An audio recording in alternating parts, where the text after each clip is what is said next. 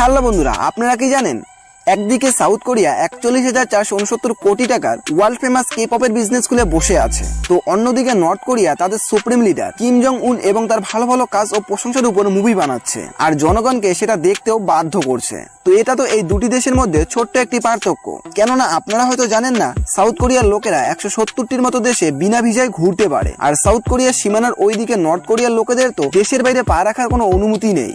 আপনারা বিশ্বাস করবেন না, নর্থ কোরিয়ার লিডার কিম জং উন তাদের দেশের লোকেদের পুরো পৃথিবী থেকে সম্পূর্ণরূপে আলাদা করে রেখেছে। আর নর্থ কোরিয়ার লোকেদের কাছে এসি লাগানো গাড়িগুলিও কোহিনূর হীরার মতো মূল্যবান মনে হয়। ঠিক এমনই নর্থ কোরিয়া ও সাউথ কোরিয়াকে নিয়ে কিছু আজব গজব ফ্যাক্ট আমরা এই ভিডিওতে দেখতে চলেছি। ভিডিওটি একটুও স্কিপ না করে শেষ অবধি অবশ্যই দেখতে থাকুন।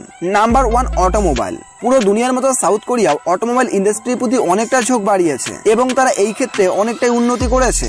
অপরদিকে আপনারা বিশ্বাস করবেন না, নর্থ কোরিয়ায় গাড়ির মধ্যে ইলেকট্রিক উইন্ডো এবং এসির মতো কিছু সাধারণ ফিচার 2018 সালে মানুষের মধ্যে পৌঁছেছিল, আর এটাকে এখানে এখনো লাক্সারিয়াস আইটেম ভাবা হয়। কেননা সেখানকার সুপ্রিম লিডার কিম জং উন চান জনগণ যেন তার কথাতেই ওঠে বসে। সেখানকার লোকেদের একটা আলাদা রকম ভয় কিম জং উন, আর সেই কারণে নর্থ কোরিয়ায় এখনো কিছু বিশিষ্ট লোকের কাছে এই লাক্সারিয়াস গাড়িগুলি রয়েছে। অবাক করার বিষয় হচ্ছে, নর্থ কোরিয়ায় ১,০০০ জন মানুষের মধ্যে ১১ জনের গাড়ি রয়েছে। আর একটা অবাক করার বিষয় হচ্ছে, নর্থ কোরিয়া তাদের নিজস্ব গাড়ি বানানোর কোম্পানিও রয়েছে। পায়েঙ্গা মোটরস কোম্পানি এখানে ট্যাক্সি থেকে শুরু করে এসইউভি সব রকম গাড়ি বানানোর জন্য এক্সপার্ট। তবে এখানকার মানুষ এতটা গরিব যে এখানে কারের ডিমান্ড নেই বললেই চলে। অপরদিকে সাউথ কোরিয়ায় তাদের নিজস্ব দুটি কার ম্যানুফ্যাকচারিং কোম্পানিও রয়েছে, কিয়ানাই আর হুন্ডাই। সেই সঙ্গে সাউথ কোরিয়া হচ্ছে বিশ্বের ৬ষ্ঠ বৃহত্তম অটোমোটিভ ইন্ডাস্ট্রি, আর সাউথ কোরিয়ার প্রতি ১,০০০ জন মানুষের মধ্যে ৪৭৫টি গাড়ি রয়েছে। Number 2, entertainment. আপনারা কি জানেন নর্থ কোরিয়ায় সাধারণভাবে ইন্টারনেট ব্যবহার করা কিংবা রেডিও বা টেলিভিশনে গান শোনা সম্পূর্ণরূপে বারণ। এটা এখানে বেআইনি। যেখানে সারা পৃথিবীর মানুষ স্বাধীনভাবে ইন্টারনেট ব্যবহার করছে, সেখানে নর্থ কোরিয়ায় কিছু মানুষের ইন্টারনেট সম্পর্কে এখনো কোনো ধারণাই নেই। সেখানে রেডিওতে দিনে ২৪ ঘন্টায় কিম জং উনের গুণগান কিংবা কিম জং এর দেওয়া কিছু মেসেজই চলতে পারে। নর্থ কোরিয়ার লোকেদের নিজেদের পছন্দ মতো গান শোনারও অনুমতি নেই। সাউথ কোরিয়ার সমস্ত রকম টিভি শো বা গান নর্থ কোরিয়ায় সম্পূর্ণরূপে নিষিদ্ধ। এখানে দুটি দেশের মধ্যে একটা সীমানার পার্থক্য হলেও এন্টারটেনমেন্টের ক্ষেত্রে আকাশ পাতাল পার্থক্য। যেখানে নর্থ কোরিয়ার বেশিরভাগ গান তাদের সুপ্রিম লিডার কিম জং উনের উপর লেখা হয়, আর সেখানে সাউথ কোরিয়ার কে-পপ ইন্ডাস্ট্রির দাম পুরো ৪১,৪৬৯ কোটি টাকা।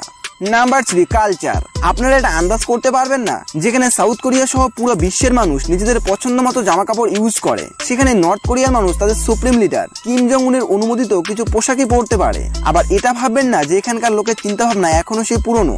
নর্থ কোরিয়ায় পোশাক আশাক তো তুচ্ছ, এখানকার মানুষ নিজেদের ইচ্ছা মতো চুলটা পর্যন্ত কাটতে পারে না। এখানে কিম জং উনের প্রকোপ এতটাই বেশি যে সাধারণ মানুষ তাদের চুলটা পর্যন্ত তার অনুমতিতে কাটে। অপরদিকে সাউথ কোরিয়ার মানুষ নিজেদের পছন্দ মতো সবকিছু করতে পারে। সাউথ কোরিয়ার মানুষ নিজেদের পছন্দ মতো যে কোনো ধর্মই পালন করতে পারে। অপরদিকে নর্থ কোরিয়ার মানুষ কোনো ধর্মই পালন করতে পারে না। এখানে সবাই নাস্তিক, শুধুমাত্র তাদের সুপ্রিম লিডার কিম জং উনেরই পূজা করতে পারে এখানকার লোক। Number 4, education.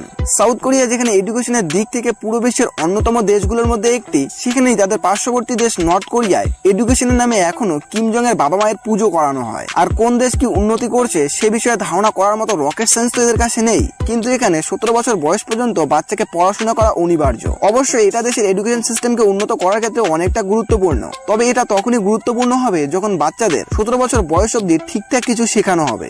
এখানে বাচ্চাদের শেখানো হয় তাদের জীবনের প্রধান উদ্দেশ্য বা লক্ষ্য হলো কিম জং উনের পরিবারের রক্ষা বা সেবা করা। আর এখানে কলেজ বা ইউনিভার্সিটির কথা বললে সেখানে শুধুমাত্র ধনী ধনী মানুষের ছেলেমেয়েরাই পড়াশোনা করতে পারে। আর তাদের প্রতিবেশীদের সাউথ কোরিয়ার এডুকেশন সিস্টেম বিশ্বের অন্যতম এডুকেশন সিস্টেমগুলির মধ্যে একটি। তাই তো এখানকার ৯৭.৭% মানুষ পড়ালেখা করতে পারে। নর্থ কোরিয়া সেখানকার জনগণের কাছে আজও নরক, কারণ সেখানকার জনগণের নিজস্ব স্বাধীনতা বলে কিছুই নেই। তাদের সুপ্রিম লিডার কিম জং উনের কাছে এখনো তারা পরাধীন।